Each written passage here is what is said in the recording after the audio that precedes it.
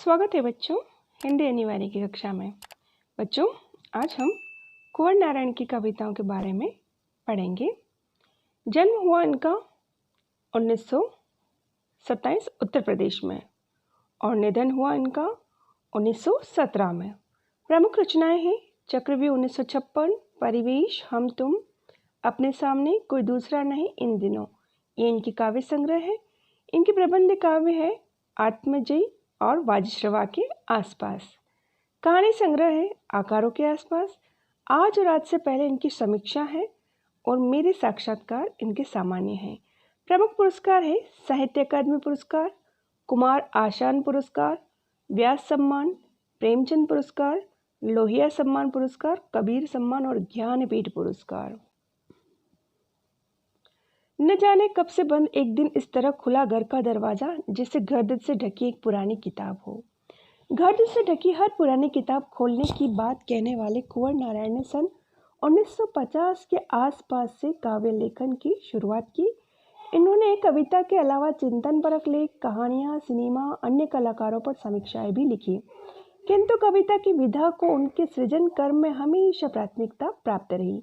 नई कविता के दौर में जब प्रबंध काव्य का स्थान प्रबंधत्व की दावेदार लंबी कविताएं लेने लगी, तब कुंवर नारायण ने आत्मजयी जैसे प्रबंध काव्य रचकर भरपूर प्रतिष्ठा प्राप्त की। आलोचक मानते हैं कि उनकी कविता में व्यर्थ का उलझाव, अखबारी सतहीपन और वैचारिक धुंध की बजाय संयम, परिष्कार और साफ सुथरापन है। भाषा और विषय की विविधता उनकी कविताओं की विशेष गुण माने जाते हैं। उनमें यथार्थ का खुरदरापन भी मिलता है और सहज सौंदर्य भी। सीधी घोषणाएं और फैसले उनकी कविताओं में नहीं मिलते, क्योंकि जीवन को मुकम्मल तौर पर समझने वाला एक खुलापन उनकी कवि स्वभाव की प्रमुख विशेषता है। इसलिए संशय, संभ्रम, प्रश्नानुकूलता उनकी कविता के बीज शब्द है। आइए बच्चों अब पढ़ते हैं कविता के बहाने। कविता एक उड़ान है चिड़िया के बहाने। कविता की उड़ान भला चिड़िया क्या जाने, बाहर भीतर इस घर उस घर, कविता के पंख लगा उड़ने के माने, चिड़िया क्या जाने। कविता एक खिलना है फूलों के बहाने। कविता का खिलना भला फूल क्या जाने, बाहर भीतर इस घर उस घर, बिना मुरझाए महकने के माने, फूल क्या जाने। कविता एक खेल है बच्चों के बहाने। बाहर भीतर यह घर वह घर, सब घर एक कर दे के माने, बच्चा ही जाने। आइए बच्चों अब हम इसकी व्याख्या देखते हैं। कविता एक उड़ान है चिड़िया के बहाने। जैसे बच्चों चिड़िया एक अपने पंखों से उड़ती है, उसी प्रकार जो कविता होती है वह विचारों और भावनाओं को कल्पना के पंखों के सहायता से उड़ान भरती है। जिस प्रकार चिड़िया पंखों के सहारे उड़ती है, उसी प्रकार कवि की कल्पना के सहारे कविता अपने मनोभावों को प्रकट करती है। अपनी कल्पना के सहारे संपूर्ण धरती पर ही नहीं, असीम आकाश में भी उड़ती है। कवि की कल्पना असीम होती है, अनंत होती है। कवि की जो कल्पना होती है वह असीम होती है, अनंत होती है। उस पर देश और काल का कोई बंधन नहीं होता। वह अपनी कल्पना के सहारे संपूर्ण धरती पर ही नहीं, पूरे आकाश में भी उड़ती है। चिड़िया पंखों के सहारे उड़ती है, परंतु उसकी उड़ान की एक सीमा होती है। वह कहाँ उड़ती है? इस घर उस घर, बाहर भीतर, वो एक सीमित दायरे में उड़ती है। कविता के पंख लगा उड़ने के माने, चिड़िया क्या जाने। यह कवि कह रहे हैं कि कविता जब कल्पना के पंखों के सहारे उड़ती है तो उस पर बाहर भीतर, इस घर की उस घर की कोई सीमा नहीं होती।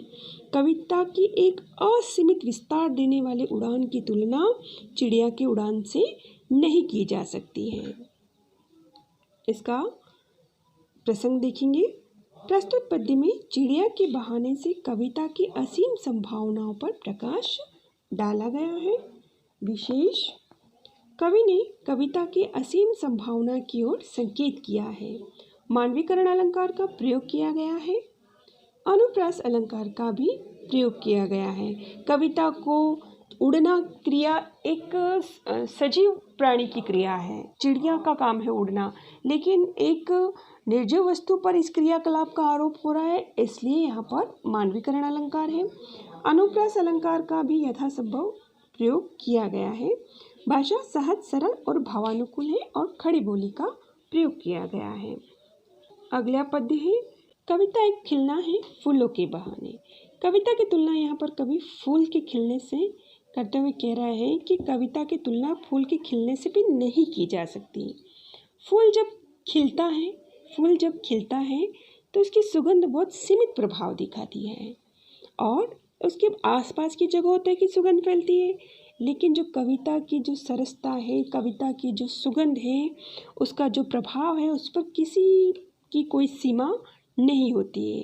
काव्य का जो रस होता है, उसका आनंद समस्त विश्व को क्या देता है? सुख देता है। काव्य का आनंद समस्त विश्व को सुख देता है। फूल की सुगंध होती है, वो बाहर भीतर, इस घर में उस घर में, एक सीमित दायरे में ही घूमती रहती है, जबकि कविता का जो रसात्मक आनंद है वो पूरे विश्व को सुख देता है। बिना मुरझाए महकने के माने फूल क्या जाने। बच्चों, फूल होता है जब तक वो खिलता है तभी तक उसमें सुगंध होती है। जैसे ही वो मुरझा जाता है उसकी सुगंध समाप्त हो जाती है। तो यहाँ इसके मुरझाने के संदर्भ में कवि कह रहे हैं कि जो कविता है वह बिना मुरझाए अनंत काल तक विश्व में सुगंध फैलाती रहती है, लेकिन जो फूल होता है वो कुछ समय जब खिलता है तब सुगंध फैलाता है और जैसे ही वो मुरझा जाता है उसका जो सुगंध होती है वो नष्ट हो जाती है। किंतु कविता की जो सरसता होती है वो अनंत काल तक संपूर्ण संसार को आनंद का अनुभव कराती है। इसका प्रसंग हम लिखेंगे, कविता की तुलना में फूलों की सुगंध का बहुत सीमित प्रभाव दिखाया गया है। फूल की सुगंध सीमित होती है, कविता की सुगंध असीमित होती है। अर्थात कविता का जो रसात्मक आनंद होता है वो सभी पूरे विश्व को आनंद प्रदान करता है। इसका विशेष लिखेंगे, कविता का प्रभाव भी दूर दूर तक, हर प्रदेश तक व्यापक होता है। भाषा सहज, सरल और भावानुकूल है। खड़ी बोली का प्रयोग किया गया है और अनुप्रास अलंकार का प्रयोग किया गया है। अगला पद्य है, कविता एक खेल है बच्चों के बहाने। यहाँ पर कवि ने कविता की तुलना एक बच्चे के खेल से की है और कहा है कि कविता बच्चों के खेल के समान है। जो होते हैं वो बाहर भीतर, यह घर वह घर, सब घर एक कर देते हैं। अर्थात बच्चे घर के अंदर, घर के बाहर, एक घर से दूसरे घर में बेरोक टोक खेलते रहते हैं। वे अपने खेल के द्वारा सभी घरों को एक जोड़ देते हैं। अर्थात वह उनके मन में किसी प्रकार का कोई भेदभाव नहीं होता। उनके मन में एक सच्ची एकता पैदा करने की क्षमता होती है। यहाँ कविता भी बच्चों के खेल की तरह ही है। कविता शब्दों का खेल है। यहाँ कवि कह रहा है कि वह अनेक भावों और विचारों की कल्पना करके उनके साथ खेलता है। उनकी कविता का प्रभाव सभी श्रोता और पाठकों पर होता है। वो किसी कविता के जो भाव होते हैं वो किसी जाति पर या किसी वर्ग के अनुसार अलग अलग नहीं होते, वो सभी के लिए एक समान होता है। जिस प्रकार बच्चे जो होते हैं उनके लिए यह घर वह घर, सभी घर एक जैसे होते हैं, उसी प्रकार कविता के भाव होते हैं सभी पाठक और श्रोता के लिए एक जैसे होते हैं। कविता का जो आनंद होता है वो देशकाल की सीमाओं से मैं भी नहीं बनता और सच्ची कविता जो है वो सभी कालों में और सभी लोगों को प्रभावित करती है।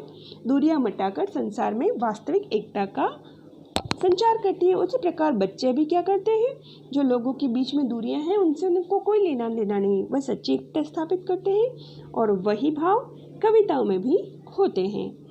इसका प्रसंग हम लिखेंगे, कविता की तुलना बच्चों के खेल से की गई है। खेल द्वारा सभी भेदभावों को मिटाकर सच्ची एकता पैदा करने की क्षमता बच्चों में होती है। इसका विशेष, एक अच्छी कविता बिना किसी पक्षपात के सभी का मनोरंजन करती है। अर्थात अच्छी कविता पर किसी जाति, किसी वर्ग, किसी का कोई असर नहीं होता। वह उसका सिर्फ यही कार्य है कि वह अपने भावों को समान रूप से अभिव्यक्त करें। भाषा सहज, सरल और भाव के अनुकूल है। अनुप्रास अलंकार का सहज प्रयोग किया गया है। खड़ी बोली का प्रयोग है और प्रसाद गुण विद्यमान है। प्रसाद गुण का अर्थ होता है बच्चों स्वच्छता। अर्थात जब काव्य को पढ़ें और उसका अर्थ तुरंत ही हमारे मन में स्पष्ट हो जाता है, वहाँ प्रसाद गुण होता है। अगली कविता है, बात सीधी थी पर एक बार भाषा के चक्कर में जरा टेढ़ी फिस गई। कवि कह रहे हैं यहाँ पर कि बात सीधी और सरल थी, लेकिन एक बार भाषा के चक्कर में, अर्थात उस बात को ज़्यादा प्रभावशाली बनाने के लिए उसमें अनावश्यक आकर्षणों का प्रयोग किया, अर्थात अनावश्यक जो छंद अलंकार होते हैं उसका ज़्यादा प्रयोग किया। तो उस बात को ज़्यादा आकर्षक बनाने के चक्कर में ज़रा टेढ़ी फंस गई। वो जो भाषा थी वो और भी कठिन हो गई। उसे पाने की कोशिश में भाषा को उल्टा पलटा तोड़ा मरोड़ा। अब उस भाषा को, उस बात को सीधा और सरल बनाने के चक्कर में उस भाषा में क्या किया, संशोधन किया, उल्टा पलटा तोड़ा मरोड़ा घुमाया फिराया।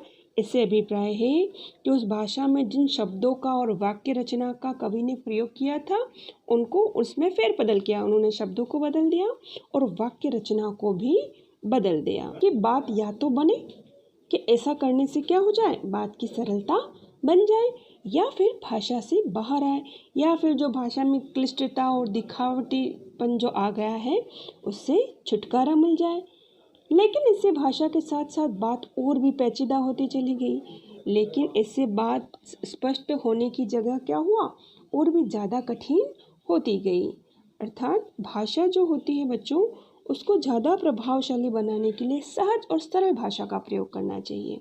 क्लिष्ट भाषा का प्रयोग करेंगे तो भाषा का जो प्रभाव होगा वो समाप्त हो जाएगा। इसका संदर्भ हम लिखेंगे।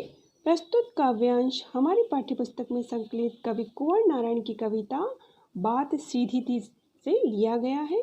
बात सीधी थी कविता उनके काव्य संग्रह कोई दूसरा नहीं से लिया गया है। प्रसंग प्रस्तुत पद्य में उन रचनाकारों पर व्यंग किया गया है जो अपनी कविता को प्रभावशाली बनाने के लिए क्लिष्ट भाषा का प्रयोग करते हैं। इसका विशेष भाषा की सजावट पर अधिक बल देने से कथ्य का संदेश और सहजता अस्पष्ट हो जाती है। भाषा सहज सरल और भावों के अनुकूल है। खड़ी बोली का प्रयोग किया गया है और मुहावरों का भी प्रयोग किया गया है। अगला पद्य है, सारी मुश्किलों को धैर्य से समझे बिना। कवि कहता है कि सीधी सादी बात को व्यक्त करने के लिए मैंने कठिन भाषा का प्रयोग किया, जिससे क्या हुआ, कविता में जो निहित भाव थे वो अस्पष्ट हो गए। अब इस कठिन समस्या पर धैर्यपूर्वक बिना विचारे कार्य करते हुए मैं पेज को खोलने की बजाय, अर्थात मैं जितनी तरीके से भाषा को सरल बनाता वह उससे बेतरह कसता जा रहा था, लेकिन भाषा क्या होती जा रही थी, और भी कठिन होती जा रही थी। बच्चों, एक कील होती है ना जिसको अपन दीवार में लगाते हैं, अगर उसकी जो चूड़ियाँ होती हैं, उसकी जो रिंग्स बनी होती हैं, वो चूड़ियाँ अगर समाप्त हो जाती हैं तो आप उसकी जो कसावट होती है वो ख़त्म हो जाती है। फिर हम क्या करते हैं, उस कील को दीवार में स्थायी रूप से ठोक देते हैं।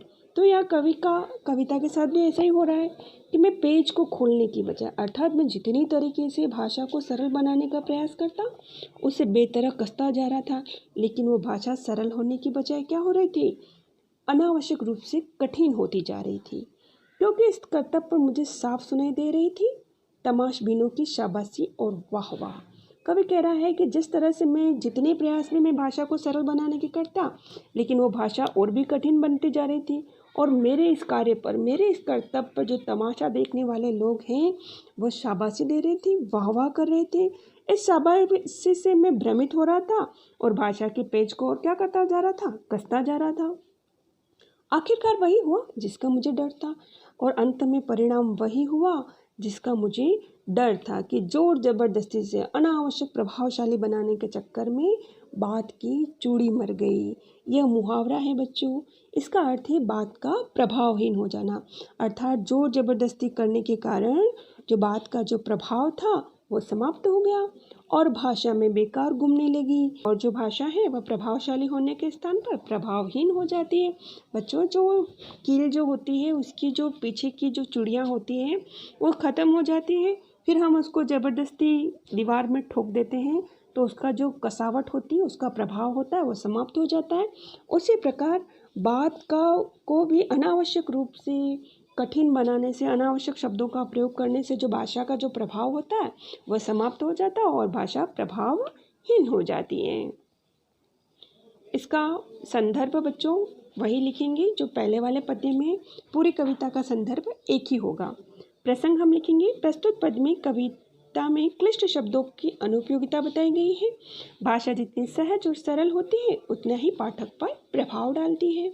इसका विशेष, कवि को उन लोगों की प्रशंसा पर ध्यान नहीं देना चाहिए जो चमत्कार प्रदर्शन और शब्दों के आडंबर को श्रेष्ठ काव्य मानते हैं। बात हमेशा सहज और सरल भाषा शैली में कहनी चाहिए। बात की चूड़ी में रूपक अलंकार है, अर्थात बात को उस कील के जैसा बताया गया है। रूपक अलंकार एक वस्तु में दूसरी वस्तु का आरोप किया गया है, अर्थात बात पर कील का प्रभाव, कील का आरोप किया गया है। जिस प्रकार एक कील में चूड़ियाँ होती है, जब तक वो चूड़ियाँ है तभी तक वो कील प्रभावशाली है, उसी प्रकार जब तक बात सहज और सरल तरीके से है तभी तक वो प्रभावशाली है। साफ सुनाई दी और जोर जबरदस्ती में अनुप्रास अलंकार है। यह सवर्ण की आवृत्ति है और यहाँ पर ज और र और ज और र वर्ण की आवृत्ति है, इसलिए यहाँ पर अनुप्रास अलंकार का प्रयोग किया गया है। हार कर मैंने उसे कील की तरह उसी जगह ठोक दिया। कवि कह रहे हैं कि चमत्कारपूर्ण भाषा का प्रयोग बलपूर्वक करके भी अपने सरल मनोभावों को मैं व्यक्त नहीं कर पाया, तो मैंने निराश होकर अपने भावों को उसी भाषा में भर दिया। यह कार्य उसी जगह ठोक दिया। यह कार्य उसी प्रकार है जैसे कोई पेज की चूड़ी मर जाने पर उस कील को अपन हथौड़े से ठोक देते हैं। वह पेज ऊपर से तो ठीक ठाक नज़र आता है, पर उस अंदर से उस पेज की जो कसावट होती है, जो ताकत होती है, वह समाप्त हो जाती है। ठीक उसी प्रकार कवि ने उस भाषा को सहज, सरल और स्पष्ट बनाने का प्रयास किया, लेकिन वह थक जाता है, हार जाता है, तो वह अपनी भाषा को वैसा ही छोड़ देता है। काव्य की जो बात थी, जिसके व्यक्त मनोभाव में जो सौंदर्य, आकर्षण जो पाठक को प्रभावित करता है, वो शक्ति उसमें समाप्त हो जाती है।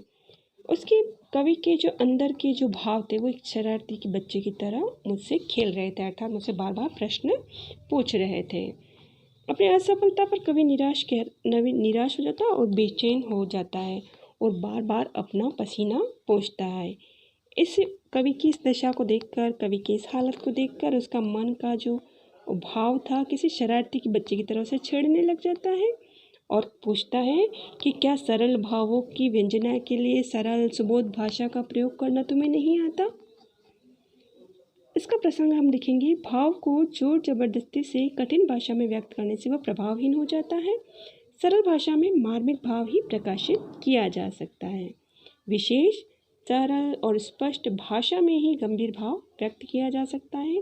भाषा में उर्दू शब्दों का प्रयोग किया गया है। काव्यांश में उपमा अलंकार, मानवीकरण अलंकार का भी प्रयोग किया गया है। खड़ी बोली का प्रयोग है। सहज सरल भाषा भाव के अनुकूल और मुहावरों का प्रयोग किया गया है। बच्चों, ये थी कुंवर नारायण की कविताओं की व्याख्या। शीघ्र ही हम फिर से मिलेंगे एक नए पाठ के साथ। तब तक आप इस पद्य को पढ़ें और इसकी पुनरावृत्ति कर इसके अर्थ को समझने का प्रयास करें।